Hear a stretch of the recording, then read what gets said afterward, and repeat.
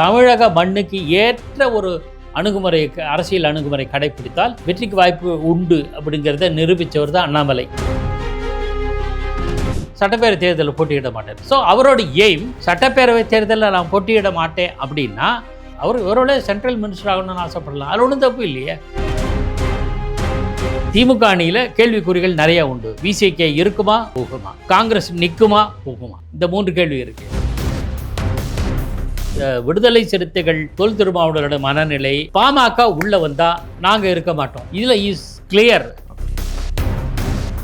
திமுக அணியில் இருக்கிற பல கட்சிகள் தாவேகா பக்கம் செல்வதற்கான வாய்ப்புகள் உண்டு. ஏன்னா சிதம்பரம் ஒரு மகத்தான தலைவர்லாம் கிடையாது. அவர் தனிச்சு ஒரு ஓட்டு வாங்க முடியுமா தெரியாது. ஆனா எல்லாம் என்ன பண்ணுவாங்க, கத்திக்கிட்டே இருப்பாங்க, மேலிடம் சொன்னா கை கட்டிடுவாங்க. அதாவது தாவேகா இன்றைக்கு சூழ்நிலையில பார்த்தோம்னா தனித்து விடப்பட்டிருக்கு அப்படிங்கிறத நம்மளால புரிஞ்சுக்க முடியுது. தவித்து விடப்பட்டிருக்குதுன்னு சொல்லலாம். அரசியல்ல ஒரு தலைவரை ஒரு மக்கள்னாலே அணுக முடியாது, தொண்டர்களாலே அணுக முடியாது. அங்க இருக்கக்கூடிய அதாவது 2ஆம் கட்ட தலைவர்னால அணுக முடியாத ஒரு நபர். ஜனங்களை சந்திக்காதவர் எப்படி ஜனநாயகனா இருக்க முடியும்? ஜனங்களையும் சந்திக்க மாட்டாரு, ஊடகவியலாளரும் சந்திக்க மாட்டாரு, கட்சி தொண்டர்களையும் சந்திக்க மாட்டாங்க. 2ஆம் நிலை மூலம் இருக்கிற அனுபவம் வாய்ந்த அரசியல் தலைவரோட சந்திப்பாங்கன்னா அதுவும் கிடையாது. அப்புறம் என்னத்துக்கு ஒரு கட்சி நடத்துறாங்க? பேசாமல் அவங்க பனையூர்லேயே ஒரு இது போட்டு உக்காதுக்கலாம், பனையூர் முதலமைச்சர் இருக்கலாம்.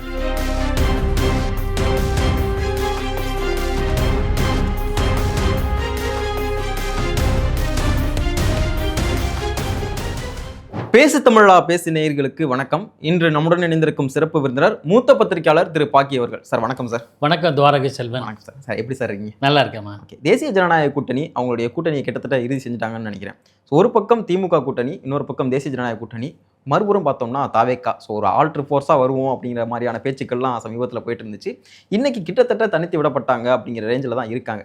ஸோ நாம் தமிழர் ஒரு புறம், உங்களுடைய இத்தனை ஆண்டு கால அனுபவத்தில் நீங்கள் பார்த்த தேர்தலுக்கும் இந்த வரக்கூடிய 2026 தேர்தலுக்குமான முக்கிய வித்தியாசமாக நீங்கள் என்ன பார்க்குறீங்க? ஒரு 4 முனை போட்டியாக இருக்கும் அப்படின்றதான் இன்றைய காலகட்டம் சூழ்நிலை.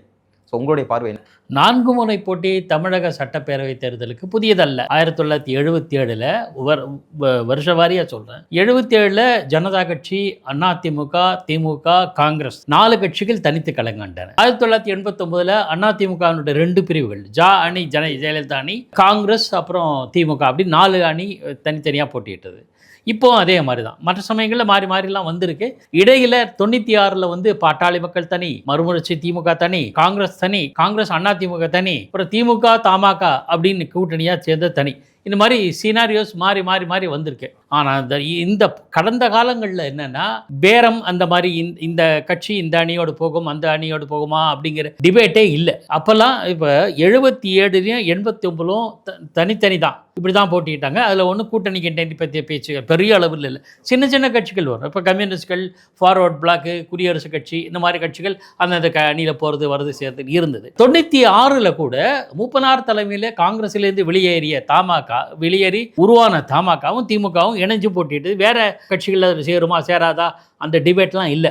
அப்போ கூட மறுமலர்ச்சி திமுக, மார்க்சிஸ்ட் கட்சி தனியாக போட்டிக்கிட்டது, பாட்டாளி மக்கள் கட்சி தனியாக போட்டது, காங்கிரஸ் அதிமுக, அப்புறம் திமுக தமாக சேர்ந்து அப்படியே இருந்தது. அதில் ஒன்று எல்லாமே ஸ்டேபிளாக இதுதான் அப்படின்ற முடிவுக்கு தான் தேர்தல் காலத்தில் இருந்தது. ஆனால் இப்போ இன்னும் 2 மாதத்தில் தேர்தல் எதிர்கொள்ள வேண்டிய சூழலில் இந்த கட்சி இந்த கூட்டணியை சேருமா, அந்த கூட்டணி பாமக ராமதாஸ் ஐயா திமுகவில் சேருவாரா, அதிமுக பக்கம் போவாரா, தேமுதிக டிடிவி பக்கம் போகுமா, அதிமுக பக்கமா, இல்லை திமுக பக்கம் போகுமா, இப்படி ஒரு குழப்பம். தாவேகாவே எந்த கூட்டணி சேரும்? ஒரு 10 நாளுக்கு முன்னாடி வரையில் தாவேகாவும் டிடிவி தினகரும் ஒன்றா சேருவாங்களா, ஓபிஎஸ் அந்த பக்கம் போவாரா இல்லையா, இந்த மாதிரி ஒரு குழப்பம் நீடிச்சுட்டே இருந்தது.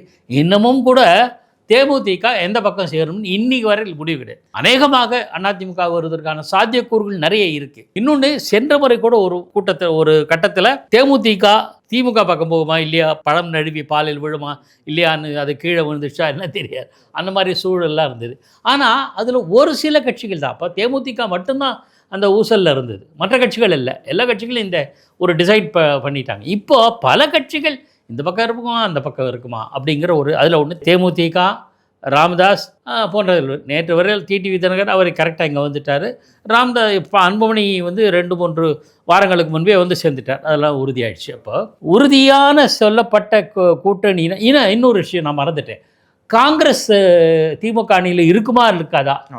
நேற்று முந்தானத்து வரையில் இருந்தது. அடுத்த கேள்வி நான் அதான் வைக்கலாம் நினைச்சேன். இல்லை சரி, ஓகே. திமுக காங்கிரஸ் கூட்டணியில் நடக்கக்கூடிய அந்த முரண்பாடான பேச்சுக்கள் அவங்களுக்குள்ள ஒரு கடந்த காலகட்டங்களில் அவங்க பேசினது பார்த்தோம்னா எங்க அலைன்ஸ் வந்து ஒரு கொள்கைக்கு ரீதியான ஒரு அலைன்ஸ் அப்படிலாம் பேசிட்டு இருந்தாங்க. ஆனால் இன்னைக்கு பார்த்தோம் அப்படின்னா நிறைய முரண்பாடுகள் தெரியுறத பார்க்க முடியுது, நிறைய கருத்து மோதல்கள் இருக்கிறத பார்க்க முடியுது. நேற்று கூட மதுரை வடக்கு அந்த தொகுதியினுடைய எம்எல்ஏ இருக்கக்கூடிய கோ தளபதி அவர் வந்து மதுரையுடைய மாவட்ட செயலாளராக இருக்கார், புறநகர் மாவட்ட செயலாளர்னு நினைக்கிறேன். ஸோ அவர் வந்து ஒரு கருத்தை தெரிவிக்கிறாரு. அதற்கு மாணிக்கம் தாகூர் ரொம்ப கடுமையான விமர்சனங்களை முன்வைக்கிறார்.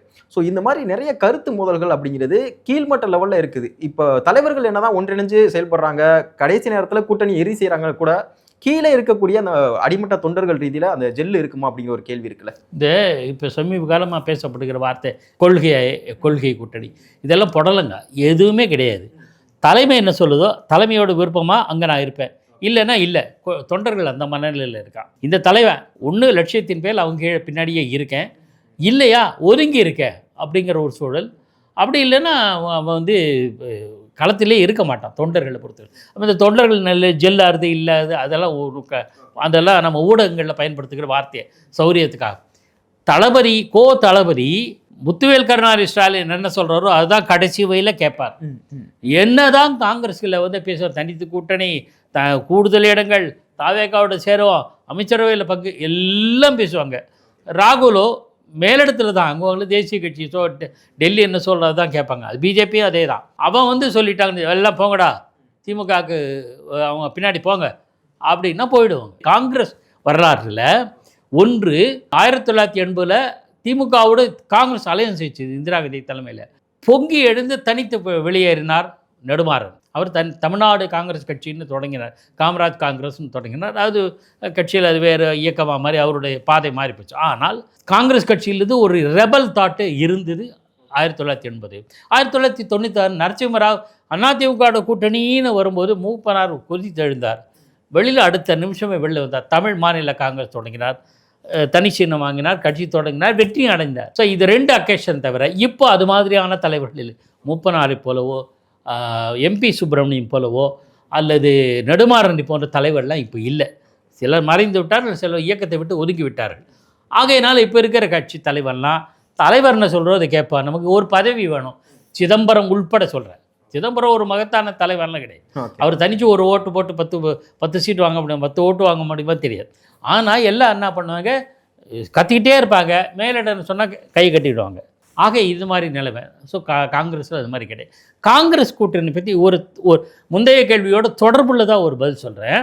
கூட்டணியில் இவ்வளவு இருக்குல்ல, தேசிய ஜனநாயக கூட்டணி பர்ஃபெக்டாக செட் ஆகிடுச்சு. 2 பேருக்கு தான் வெயிட் பண்ணுறாங்க. ஒன்று தேமுதிக, இன்னொன்று ராமதாஸாக அதிகமாக வந்தாலும் வராட்டாலும் அதை பற்றி ஒன்றும் கவலைப்பட மாட்டாங்க. ஏன்னா அவருக்கு கட்சி அவர்கிட்ட இருக்கா இல்லையான்னு தெரியாது. ஆனால் தேமுதிக வந்தால் வர்ற வரை லாபம், கிடைக்கிற வரை லாபம் நமக்கு என்பதுக்காக தேமுதிகவுக்காக காத்திருப்பாங்க. இதை தவிர அவங்கக்கிட்ட எந்த வித ஊசலாட்டம் இல்லை. எல்லா கட்சியும் அவங்களோட சேர்ந்தவங்களும் உறுதியாக இருக்காங்க. அதிமுக ஜெல்லாகிற நல்ல ஜெல் ஆகிடுச்சு. ஆனால் என்ன பண்ண நேரேட்டிவ் செட் பண்ணுறாங்க. தேசிய ஜனநாயக கூட்டணின்னு சொன்னாரே தவிர அதிமுகன்னு பிரதமர் சொல்லலையே. 3 தடவை சொல்லிட்டார்ல எடப்பாடி பழனிசாமி. நீங்கள் நாளைக்கு வரும்போது பார்த்துக்குங்க, இதே பாஜக ஆளுகிறது, ஆட்சி செலுத்துகிறது, ஆளுமை செலுத்துகிறது, அதிகாரம் செலுத்துகிறது அப்படின்லாம் பேசுவீங்க.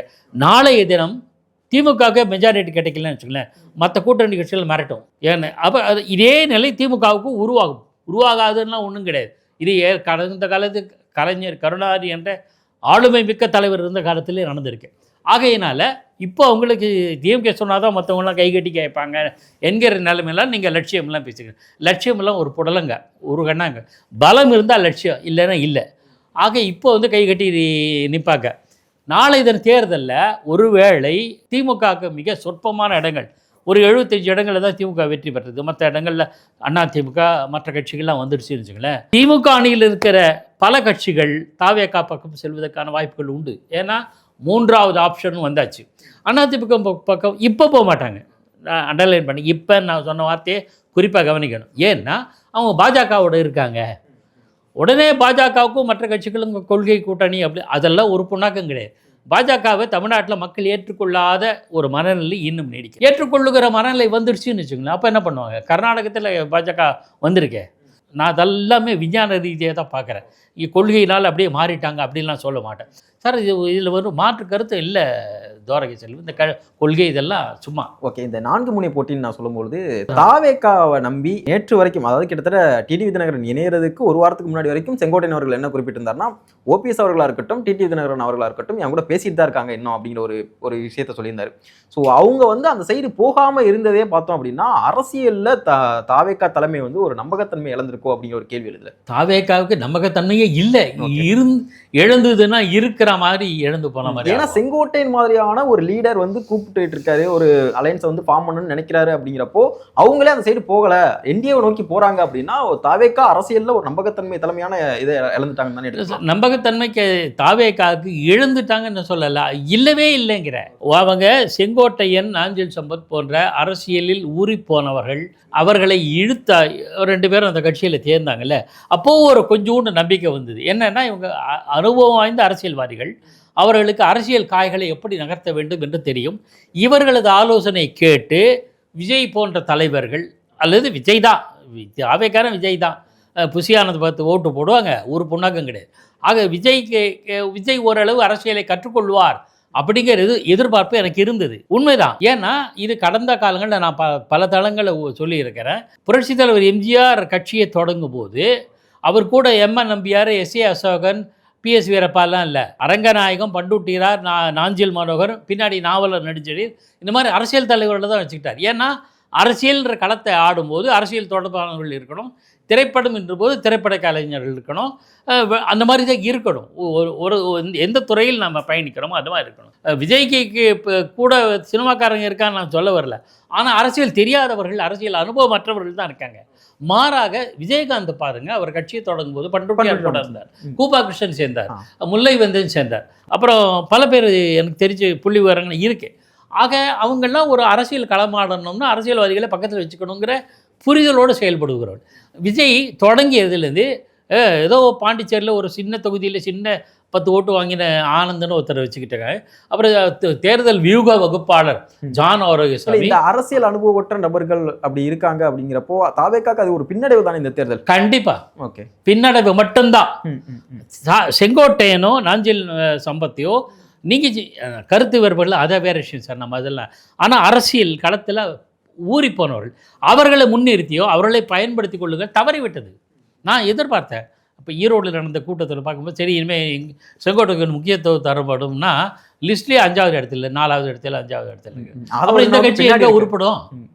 உருப்படாது. இதை டிடிவி தினகரன் சரியாக புரிந்து கொண்டிருக்கா. அதை தான் சொல்ல வரேன். செங்கோட்டையை போய் சேர்ந்து தொலைச்சிட்டாரு. ஓப்பனிசன் சேரல, தனியாக தான் இருக்கார். அவர் ஏதோ சொல்லிட்டு இருக்காருன்னு வச்சுக்கலேன். டிடிவி தினகரன் கட்சியில் இணைக்கலை. டிடிவி தினகரன் தன்னுடைய அமமுகவை தாவேக்காவோடு இணைக்கலை, தனியாக தான் இருந்தார். ஸோ அப்பா நல்ல காலையா, நமக்குன்னு ஒரு வண்டி இருக்குது, இந்த வண்டி சரியான வண்டியில் சேரணும். பிஜேபி அதிமுக அலையன்ஸில் சேர்ந்துட்டார். பெரிய வித்தியாசம் அதிமுகவுக்கும் அமமுகவும் பெரிய கொள்கை வேறுபாடெல்லாம் கிடையாது. அது சார்ட் அவுட் பண்ணிட்டாங்க, அழகாக சார்ட் அவுட் பண்ணிட்டார். அது டிடிவி தினகரும் அழகாக பண்ணிட்டார், எடப்பாடி பழனிசாமி சரியாக பண்ணிட்டார். ஜெல்லாயிடுச்சு. ஜெல்லாகலன்னு ஊடகத்தில் வந்து நேரேட்டிவ் செட் பண்ணுறது திமுகவும் திமுக ஆதரவானவர்களும் திமுக ஆதரவாக பேசுகிற ஊடகவியலாளர்களும். நான் வெளிப்படையாக அப்படியே சொல்லணும், அவங்க தான் இதை சொல்லி பார்ப்பாங்க. எப்போவுமே அது ஒரு அப்படி சொல்லி பார்த்தா ஏதாவது சலசலப்பு ஏற்படுத்தலாமான்னு ஒரு ஆர்வம். அதாவது தாவேக்கா இன்றைக்கு சூழ்நிலையில் பார்த்தோம்னா தனித்து விடப்பட்டிருக்கு அப்படிங்கிறத நம்மளால் புரிஞ்சுக்க முடியுது. தவித்து விடப்பட்டிருக்குதுன்னு சொல்லலாம். அதற்கு காரணம் என்னன்னு பார்த்தோம்னா அந்த தலைமையை சரியாக அணுக முடியாத ஒரு விஷயம் தான் எடுத்துக்கலாமா? எக்ஸாக்ட்லி. அங்கே இருக்கக்கூடிய நிறைய தலைவர்கள், செங்கோட்டையன் மாதிரியான தலைவர்களே வந்து தாவேக்காவுடைய தலைமையை அணுக முடியல. அதுவே வந்து அவங்களுக்கு வந்து ஒரு வீக் பாயிண்டாக இருக்குது அப்படிங்கிற ஒரு விஷயம் எடுத்துக்கலாம். அது ஒன்று தான் அதுவே பெரிய பலவீனம் சார். தலைமையை அணுக முடியல, ஒன்று தலைமையை அணுக முடியலன்னா தொண்டர்கள் மட்டும் அணுகிற மாதிரி இருக்கணும். அது எம்ஜிஆர் காலத்தில் இருந்தது. அல்லது தலைமை ஆளுமை மிக்க தலைமையாக இருக்க வேண்டும். ஜெயலலிதா மாதிரி மோடியா லேடியான்னு சேலஞ்ச் பண்ணாங்க, அந்த அளவுக்கு இருந்தாங்க. கருணாநிதியும் எதிர்த்தாங்க, மோடியும் எதிர்த்தாங்க. எவ்வளோ பெரிய துணிச்சல், அந்த மாதிரி துணிச்சல் அதுவும் தாவேக்காவுக்கு கிடையாது. திமுக பேசுவாங்க, 2 தடவை கரூர் சம்பவம்னா நடுரண்டிக்கு போயிடுவாங்க. 30 நாள் கட்சியே லீவ் எடுத்துகிட்டு போயிடும். சென்ட்ரல் கவர்மெண்ட் திரும்பும்போது சொல்லணுமேன்னு சொல்லுவாங்க. தைரியம்லாம் கிடையாது. எம்ஜிஆர் மாதிரி போராடுற குணமோ அதுவும் கிடையாது.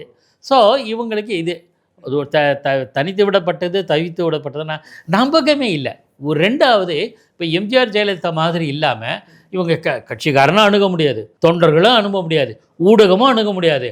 அப்படின்னா இவங்க எதுக்கு அரசியல்ல ஒரு தலைவரை ஒரு மக்கள்னாலே அணுக முடியாது, தொண்டர்களாலே அணுக முடியாது. அங்க இருக்கக்கூடிய அதாவது 2ஆம் கட்ட தலைவர்னால அணுக முடியாத ஒரு நபர் எப்படி ஒரு அரசியல்ல ஒரு வலு சேர்க்கிற விதமா இன்னும் ஒரு கட்சிக்கு இருப்பார்னு நினைக்க முடியும்? ஜனங்களை சந்திக்காதவர் எப்படி ஜனநாயகனா இருக்க முடியும்? ஜனங்களையும் சந்திக்க மாட்டாரு, ஊடகவியலாளரும் சந்திக்க மாட்டாரு, கட்சி தொண்டர்களையும் சந்திக்க மாட்டாங்க.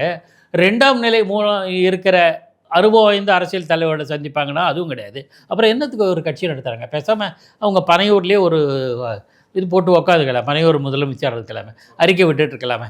ஓகே ஓகே இது அதனால் இவங்க மேலே நம்பகத்தன்மை இல்லை. அதனால் என் தலைமையில் கூட்டணி அப்படின்னா ஏன் என் தலைமையில் கூட்டணி இவ்வளோ சொல்லி கரடியாக கத்தி கூட ஒருத்தனை வரலன்னா என்ன அர்த்தம்?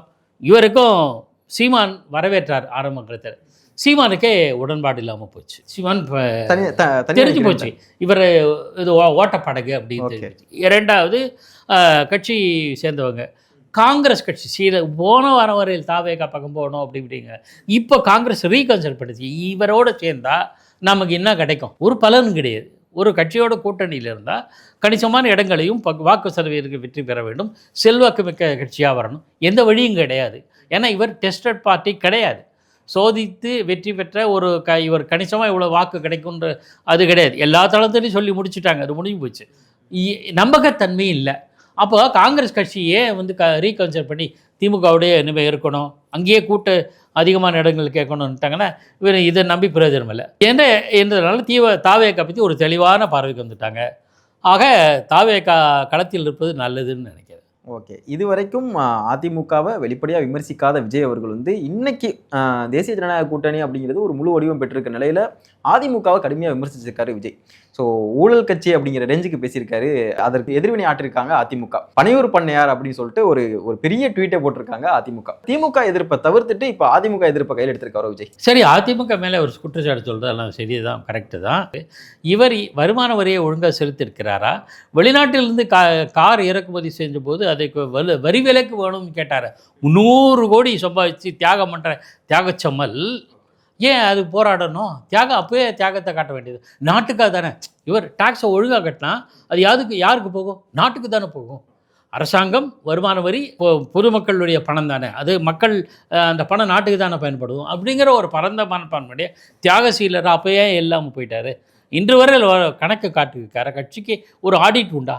தாவேகாவுக்கு கணக்குக்கு ஆடிட் உண்டா? இவ்வளவு காலம் செலவு பண்ணார், இவ்வளோ மேசிவாக கூட்டம்லாம் கூடி என்னென்னமோ பண்ணாங்களே, ஏதாவது ஆடிட் உண்டா?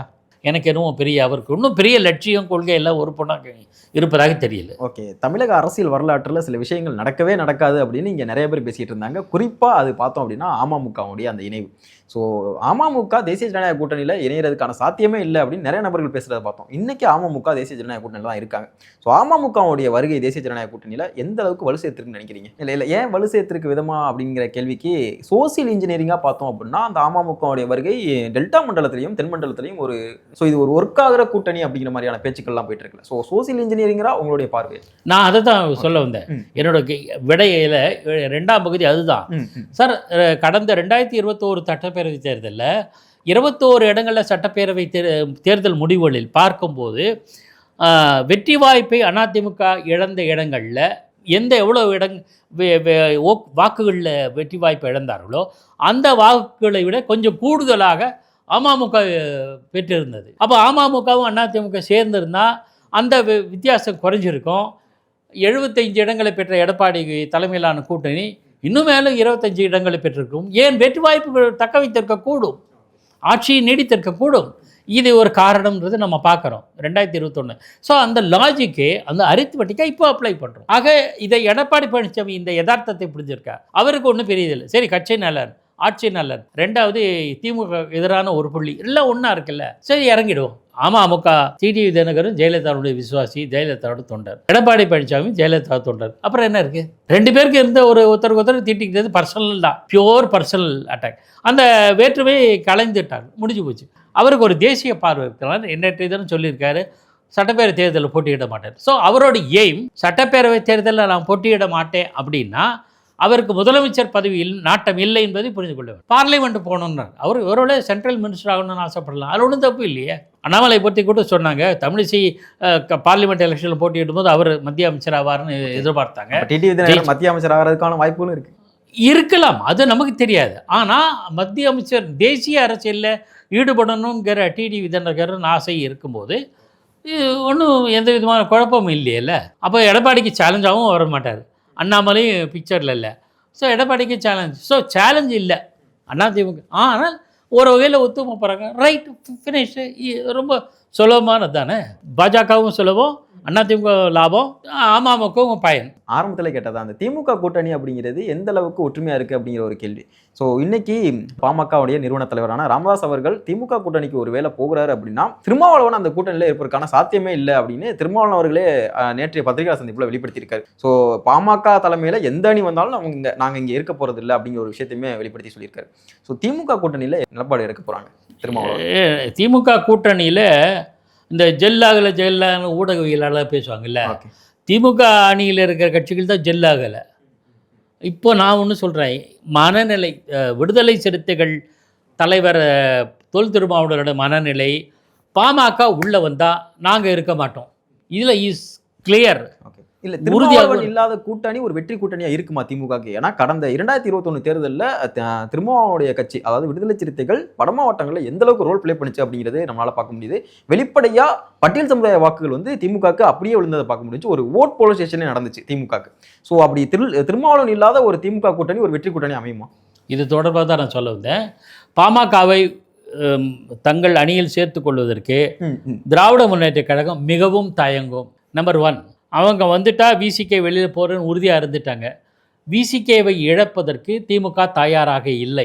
திமுக அணியில் கேள்விக்குறிகள் நிறையா உண்டு. விசிகே இருக்குமா, போகுமா? காங்கிரஸ் நிற்குமா, போகுமா? இந்த 3 கேள்வி இருக்குது. அதிமுக, அது பாஜக அதிமுக கூட்டணியில் அது இல்லை. அமமுக வருமா இல்லையா? வந்தாச்சு. பாமக அன்புமணி வந்துவாரா இல்லையா? வந்தாச்சு.